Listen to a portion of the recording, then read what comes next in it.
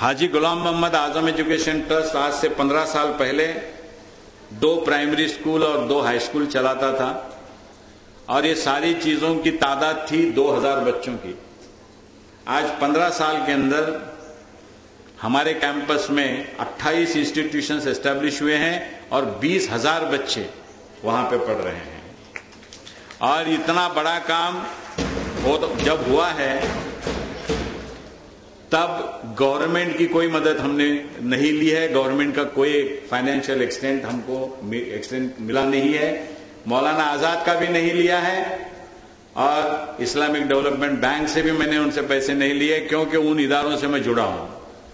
इसके लिए हमने डिसीजन लिया कि अगर हम कुछ लेने के लिए जाएंगे तो पैसा मिलेगा कम और तनकीद और जिसको क्रिटिसिज्म कहते हैं वो ज्यादा होगी। तो हमारा ये कहना है कि ऑनेस्ट लोग जब आगे बढ़ेंगे और उनकी तादाद कौम के अंदर जितनी बढ़ेगी उतना ज्यादा और उतना जल्द कौम का प्रोग्रेस होगा। मैं इस बात को मानने के लिए तैयार नहीं हूं कि आज का जो वक्त है, आज के जो हालात हैं ये नेगेटिव हैं, एडवर्स हैं। मैं बड़ी जिम्मेदारी के साथ यहां के सभी जिम्मेदारों से कहना चाहूंगा, सारी दुनिया में आज का वक्त, आज के हालात हिंदुस्तान के मुस्लिमों के लिए सबसे अच्छे हैं। दूसरे मुल्कों के अंदर जो हालात हैं अगर उसको देखा जाए, खास करके इस्लामी मुल्कों के हालात अगर देखे जाएं, तो आपको इस बात पे यकीन करना पड़ेगा, इस बात को मानना पड़ेगा कि हिंदुस्तान के मुस्लिमों के लिए हालात साजगार हैं।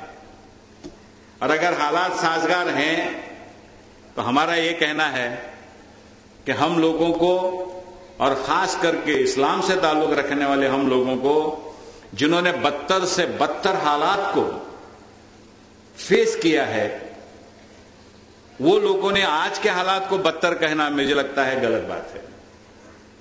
हजरत बिलाल को जो तकलीफ हुई है गुज़िश्ता 1500 साल में, यहां के किसी हिंदुस्तान की किसी मुस्लिम को उतनी तकलीफ नहीं हुई है। जो नेगेटिव सर्कमस्टेंसेज अरबस्तान में थे, ऐसे कोई नेगेटिव सर्कमस्टेंसेज आज इस मुल्क में मुस्लिमों के लिए नहीं है। और उन दिनों में 15 साल के अंदर सारी दुनिया के ऊपर राज करने वाले हम लोग, जहां पे इलेक्ट्रिसिटी नहीं थी, रास्ते नहीं थे, पानी नहीं था, लॉ एंड ऑर्डर नहीं था, ना लीडरशिप थी, ना पैसा था, कुछ भी नहीं था। और ऐसे हालात में सिर्फ हरकत और हिजरत के बलबूते के ऊपर 15 साल में सारी दुनिया को जीतने वाले हम लोग आज हम हालात बदतर हैं ऐसा कहकर अपनी नाकामियों को छुपाने की कोशिश करते हैं। हमारा यह कहना है कि आने वाले इस एरिया में तो मुझे लगता है कि 1950 में आप पावर से जरा दूर हो गए। हम तो 400 साल पहले, पूना वाले, दूसरे जो वेस्टर्न महाराष्ट्र के लोग हैं, हमारे पास 400 साल से पावर्स नहीं है। छत्रपति शिवाजी महाराज ने जब दक्कन को जीता, जब से हम पावर में नहीं है। और कभी कभी ऐसा लगता है कि जहां पे पावर में नहीं रहते वहां मुस्लिम जरा सीधे रास्ते पे चलते हैं, जहां पे पावर में इक्तदार में रहते हैं उनको भरी भरी हरी हरी सुस्ती है। तो कभी कभी मुझे ऐसा भी लगता है कि एडवर्स सर्कमस्टेंसेस मुस्लिमों को लाना चाहिए ताकि मुस्लिम सिरातुल मुस्तकीम पे चलें। खा पी के सूखे हुए तो उनको अलग अलग सूझने लगता है। तो गुजरात का एग्जाम्पल आप देख सकते हैं। गुजरात में आपको शायद मालूम नहीं कि क्या हालात थे। 2002 के पहले के हालात हमने देखे हुए हैं। वहां पर इतने मसलत थे कि भरूच ये जिले के सैयद, सूरत के सैयद जो हैं उनको वहां पे मैनेजिंग कमेटी में नहीं लेते थे किसी इदारे में। सैयद साहब अलग, मेमन साहब अलग, खोजा साहब अलग, शिया अलग, सुन्नी अलग, पटेल अलग, ये और इतने तबके के पूछो मत। तो जब दंगा हुआ 2002 के अंदर, तो मैं जब पहली बार वहां पे गया तो मैंने कहा मैं यहां पे आया हूं मोदी साहब का शुक्रिया अदा करने के लिए। तो सारे लोग परेशान हो गए। मैं बोला इसलिए मैं शुक्रिया अदा कर रहा हूं कि हम मुस्लिमों ने एक दूसरे को एक नहीं समझा, लेकिन मोदी और उनके साथीदारों ने तुमको ठोकते वक्त में एक ही समझा। मेमन, खोजा, मुस्लिम, कोई अलग अलग नहीं समझा। मैं पटेल, सैयद, शेख सबको मुस्लिम समझा और ठोका। उसका शुक्रिया मैं अदा करने के लिए आया हूं। और आज हुआ क्या, उन दिनों में 2002 में गुजरात के अंदर, पूरे गुजरात के अंदर 200 इदारे थे मुस्लिमों के, और ये 6 साल के अंदर 400 इदारे हो गए। क्योंकि हमने एक ही पैगाम दिया, अगर आपको मोदी का जवाब देना है, ईंट का जवाब पत्थर से नहीं देने का, सिर्फ एक ही तरीके से देने का, तालीम के जरिए देने का। इकरा बिस्मि रब्बिकल लज़ी, यही जवाब 1500 साल पहले के हालात में हुजूर सल्लल्लाहु अलैहि वसल्लम ने दिया था, और आज को हमको हर जगह देना है, और दूसरा कोई तरीके का इख्तियार नहीं करने का है। हमने तो ये डिसीजन लिया है, और बड़ी हम खुशकिस्मत हैं, मैं आपकी मालूमात दे रहा हूं, क्योंकि मुस्लिम हो या नॉन मुस्लिम हो, जो पॉलिटिक्स के अंदर हैं, और आज का पॉलिटिक्स जो आज से 50 साल पहले या 25 साल पहले के पॉलिटिक्स से बिल्कुल अलग है। आपको मानना पड़ेगा कि आज के पॉलिटिक्स का सोशल वर्क से कोई संबंध नहीं रहा, टोटल अलग हो गया है। पहले सोशल वर्क के जरिए पॉलिटिक्स में जाया जाता था, और आज पॉलिटिक्स में जाने के लिए कोई सोशल वर्क करने की जरूरत नहीं है। पैसा लाइए, बॉडी से दिमाग इस्तेमाल नहीं करने का, बॉडी का इस्तेमाल करने का, और कुछ जात के और मजहब के कैलकुलेशन का इस्तेमाल करने का, और उससे पॉलिटिक्स करते रहने का। लेकिन उससे एक बात और अच्छी हो गई। क्या अच्छी बात हो गई? ये सारे पॉलिटिशियन लोग ऐसे काम में लगे हुए हैं, एयरपोर्ट, सर्किट हाउस, इंस्पेक्शन बंगला और सांप का बंगला। इसके वजह से सोशल वर्क का पूरा फील्ड खुला है, एम्प्टी है, और मुझे लगता है अनइंटरप्टेड है, विदाउट स्पीड ब्रेकर है। तो इसलिए हमारा काम क्या है, खास करके मुस्लिमों का काम क्या है, कि पॉलिटिक्स से दूर रहकर समाज का काम, और समाज के काम के अंदर सिर्फ तालीमी मैदान का काम।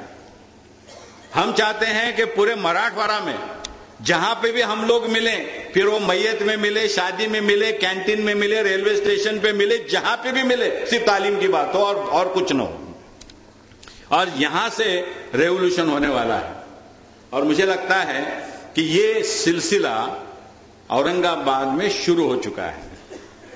ये जिस तरीके से यहां पे रिजल्ट हम देख रहे हैं, जिस तरीके से हम देख रहे हैं कि टीचर्स लोगों का कमिटमेंट, मैनेजमेंट का इन्वॉल्वमेंट, पेरेंट्स का इन्वॉल्वमेंट, इन चीजों को जो देख रहे हैं, मुझे ऐसा लग रहा है कि मराठवाड़ा और खास करके औरंगाबाद पूरे मराठवाड़ा को लीड करने के लिए तैयार हो चुका है। आप जानते हैं कि एक अच्छे एजुकेशन के लिए अच्छा इंफ्रास्ट्रक्चर लगता है, अच्छे टीचर्स लगते हैं, पेरेंट्स का इन्वॉल्वमेंट लगता है, बच्चों का इन्वॉल्वमेंट लगता है, और समाज का सपोर्ट लगता है। आप और हम जब पढ़ते थे तब एजुकेशन के लिए एक ही चीज लगती थी, अच्छा टीचर, क्योंकि वही अब्बा जान था, वही अम्मी जान था, वही सोशल वर्कर था, वही मैनेजमेंट था, और वही सब कुछ था। और अभी ये 25-30 साल में सब माहौल बदल गया है। अभी सबको जिम्मेदारी निभानी है। 1/3 responsibilities of the student, 1/3 responsibilities of the parents, and 1/3 responsibilities of the teacher. और ये कॉम्बिनेशन हम लोगों को एक्सेप्ट करना पड़ेगा, और जो लोगों ने इस कॉम्बिनेशन को एक्सेप्ट किया है, वहीं पर आपको अच्छी तालीम की शुरुआत नजर आती है। और ये काम यहां पर सरोश वालों ने बड़े बेहतरीन तरीके से करने की जो कोशिश की है, इससे हम अट्रैक्ट हुए हैं। और हम बहुत दिनों से एक स्कीम लेके घूम रहे हैं कि हर डिस्ट्रिक्ट पे, हर डिस्ट्रिक्ट प्लेस के ऊपर एक अच्छी इंग्लिश मीडियम की स्कूल हमारे आजम कैंपस के जरिए बना के वहां के लोगों के ताबे में देना। और जब हम औरंगाबाद आए तो हम जब इनके साथ में इंटरैक्ट किए तो हमको लगा कि यहां पे पोटेंशियल है, और ये पोटेंशियल हम लोगों ने एक्सप्लॉइट करने के लिए हमने एक ड्यूटी बोलकर यहां पर हम आए हुए हैं, कोई उपकार करने के लिए नहीं। ये भी एक मेरा मैसेज है आप सब लोगों के लिए कि मुस्लिमों को समाज के काम करते वक्त में ड्यूटी बोल के काम करने वालों की जरूरत है, नहीं कि उपकार बोल के काम करने वालों की जरूरत है। क्योंकि उपकार बोल के काम करने वालों ने बहुत सत्यानाश किया है, क्योंकि उनको थैंक यू लगता है, और किसी वजह से थैंक यू नहीं दिए तो पूरा उठा के तोड़ फोड़ के चले जाते हैं। तो इसलिए हमने क्या डिसाइड किया है कि थैंक यू का सवाल कब आता है? जब उपकार करते हैं तो आता है, जब ड्यूटी करते हैं तो कहां का थैंक यू सवाल आता है। तो हमारे कैंपस में ऊपर कौन बैठेगा, नीचे कौन बैठेगा, नाम पहले किसके आएगा, नाम दूसरा किसके आएगा, ये कभी डिस्कशन नहीं होता। 200 करोड़ का काम हमने कैंपस में 15 साल में किया है। किसी बिल्डिंग के ऊपर किसका नाम, फाउंडेशन स्टोन का प्रोग्राम या ओपनिंग का प्रोग्राम हमने कुछ नहीं किया है। हमने ये डिसाइड किया है कि अगर आपको सेटिस्फैक्शन मांगता है तो किसी पत्थर पे नाम आने से सेटिस्फैक्शन नहीं होता। सेटिस्फैक्शन यहां दिल से होना चाहिए, और वो आप जितना काम सिंसियरली करोगे उतना आपको सेटिस्फैक्शन मिलेगा। और ये मैं चाहता हूं कि यहां पर भी ये पैगाम लेकर खास करके मैनेजमेंट के लोग आगे बढ़ें, क्योंकि मैं जब भी कोई इनविटेशन आता है किसी प्रोग्राम का तो नीचे कितने लोगों के नाम रहते हैं वो देखता हूं। जितने ज्यादा नाम उतना समझना ये डिसऑर्गेनाइज लोग हैं। नीचे अद्दाई बोल के 40 लोगों के नाम है तो समझना कि 40 प्रेसिडेंट हैं, तो यहां पे काम कुछ नहीं हो रहा, सिर्फ प्रेसिडेंट लोग जम रहे हैं।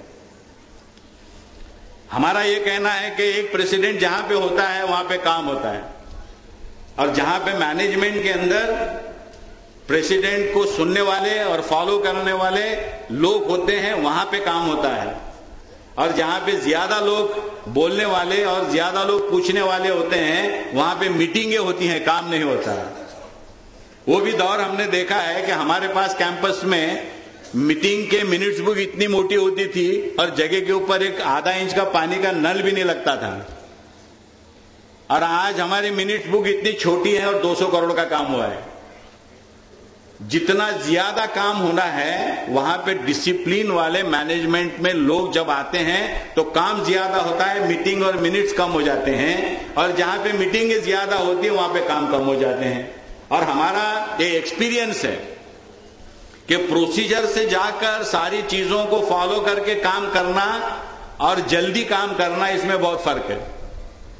और मैं मैनेजमेंट के लोगों के सरोज के ये कहूंगा कि अगर आपने प्रेसिडेंट को चुना है उस पर पूरा भरोसा कीजिए। बहुत सी चीजें मसलियत की होती हैं, सब डिस्कशन करके करने की नहीं होती है। बहुत सी चीजें डिस्कशन करने से नहीं होती हैं और कॉन्फिडेंशियल चीजें करने से सक्सेसफुल होती हैं।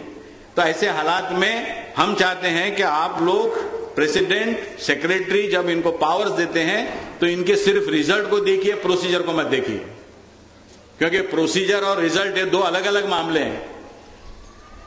मैं मोइनुद्दीन साहब से एक ही रिक्वेस्ट करूंगा कि अभी मैनेजमेंट के अंदर आपको लेडीज को लेना चाहिए।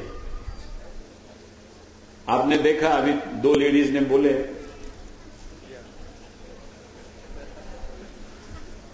हमारे मैनेजमेंट में हमने उनको लाया हुआ है, क्योंकि जब तक 50-50 नहीं होगा, हम यहां पे देखिए 3 और 3 6 बराबर सामने बैठे हुए, तो मैनेजमेंट में 50% लेडीज जब आएंगी तब इंफ्रास्ट्रक्चर बनाने का काम मेल लोग करेंगे, आदमी करेंगे, और तालीम पढ़ाने का जो काम है लेडीज करेंगे। वो उनका काम है।